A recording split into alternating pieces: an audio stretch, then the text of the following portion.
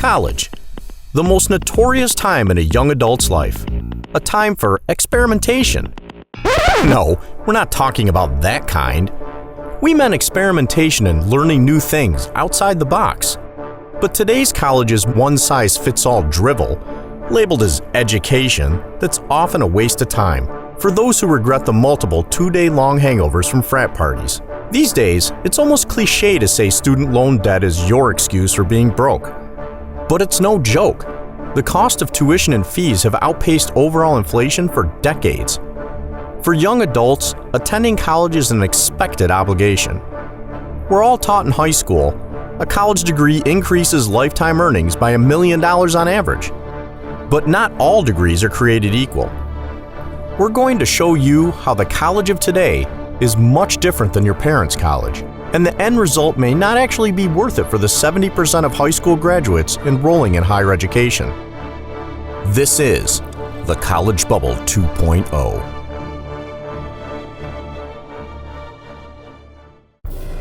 Let's start off with a simple fact that may shock you.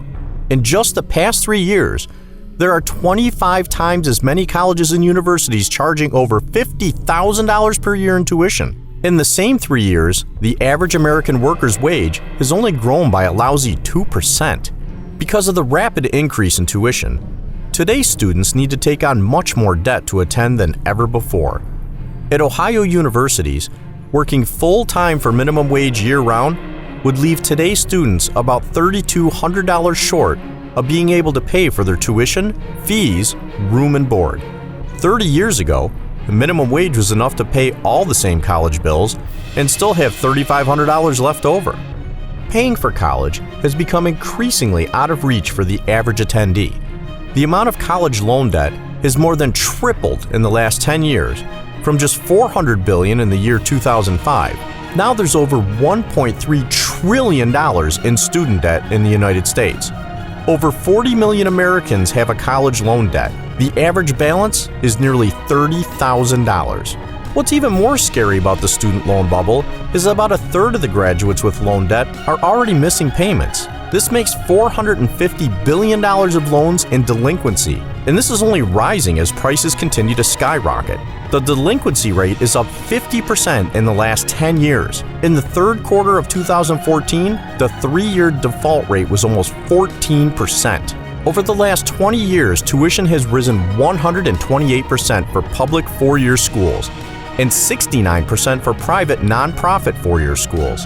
In the same period, government aid to undergraduate college students, including grants and loans, has tripled or increased roughly 248%. Why did the price tag for attending college rise during the biggest technology boom of countless innovations that could improve the education system? This may sound counterintuitive, but government policies enacted to help students afford college have a side effect of raising the cost of attending college. In the 2010 to 2011 school year, 51% of all grant aid came from the federal government. 10 years earlier, only 34% was federal aid. Students took out over $120 billion in education loans in 2012, up from $53 billion in 2001. Over 90% of these loans were government-backed. New technologies have made it unfathomably easier to learn in today's world compared to 20 years ago. Yet the cost of a college degree still skyrocketed.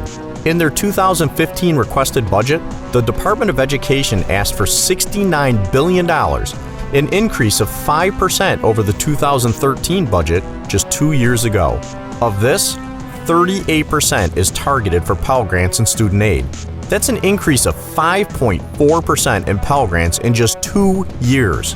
Private colleges raise their tuition 65 cents for every dollar increase in federal subsidized loans and 55 cents for Pell Grants given to low-income students. Rising tuition costs from increased government intervention kickstarted in 1978 under Jimmy Carter, when the Middle Income Student Assistance Act was passed. This expanded the basic educational opportunity grant eligibility and raised the guaranteed student loan program income ceiling to make loans available to more than just low-income students.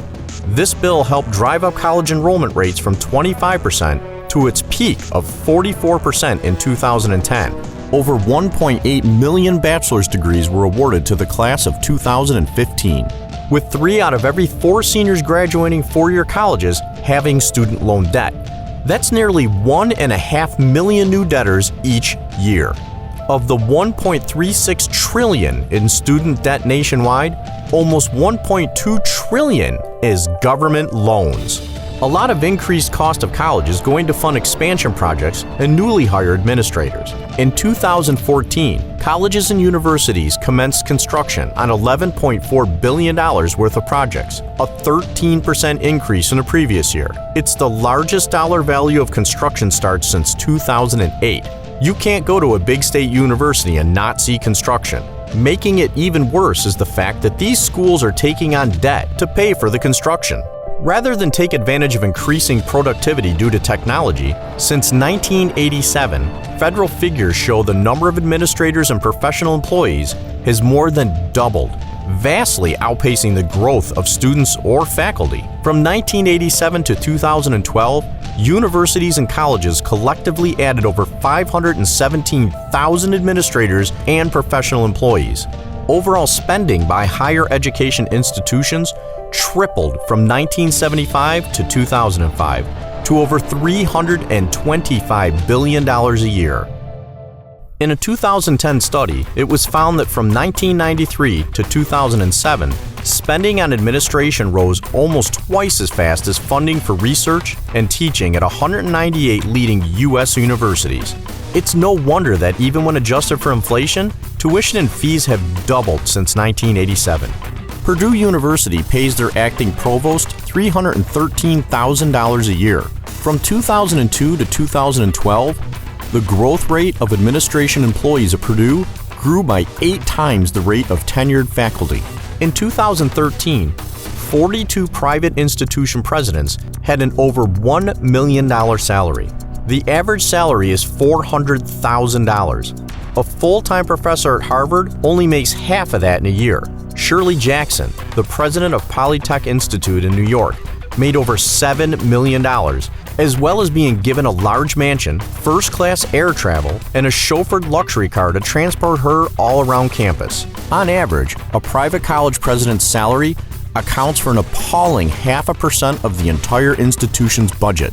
The University of California's total payroll of $11.2 billion grew to $11.7 billion from 2012 to 13, an increase of over 4%. This is nearly half of its operating budget of $24.1 billion. Most of that payroll goes to over 135,000 staff members compared to 19,000 actual professors. That means there's 6.6 staff members for every teacher on campus. Additionally, because the UC system pledges 100% of tuition to maintain its bond rating, it's assuring bond financiers that it will further raise tuition prices to keep borrowing more. Higher tuition means the UC system can borrow more money to finance lucrative construction projects. UC managers also engaged in the risky derivative market with interest rate swaps. At this point, we should be asking, why is the public higher education helping fund Wall Street bankers? Too many young adults are being suckered into this money-hungry system of antiquated methods of teaching and overpaid administrators benefiting off the mass deception that everyone needs to go to college to have any success in life. Today, you almost see the opposite. Only 40% of full-time students actually earn a degree within their first 4 years. Less than 60% get their supposed 4-year degree within 6 years. Only 44% of grads expect to make more than $30,000 their first year out of college. Adding insult to injury, the jobs graduates expected to be there for them in today's economy simply aren't there. In 2010, only 62% of graduates had jobs requiring a college degree, and a measly 27% had a job even relating to the major they studied in college. In 2011, nearly 54% of college graduates under 25 were out of work or underemployed. We just don't see why a high school graduate would jump into college. These days, young adults need to think harder about their future without assuming college is the right step for them. Alternative solutions are popping up rapidly. Millennials are the first generation of freelance natives. They're embracing freelancing in a way no other generation has in a long time. And now, they're the majority of the workforce.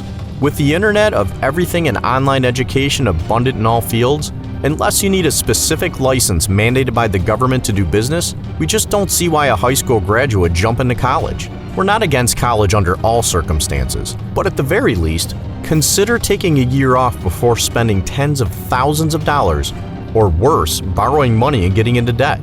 The repercussions of the student loan bubble are already being felt. As we predicted in the College Loan Bubble documentary of March 2014, college attendance is dropping, falling over 2% in 2014 alone.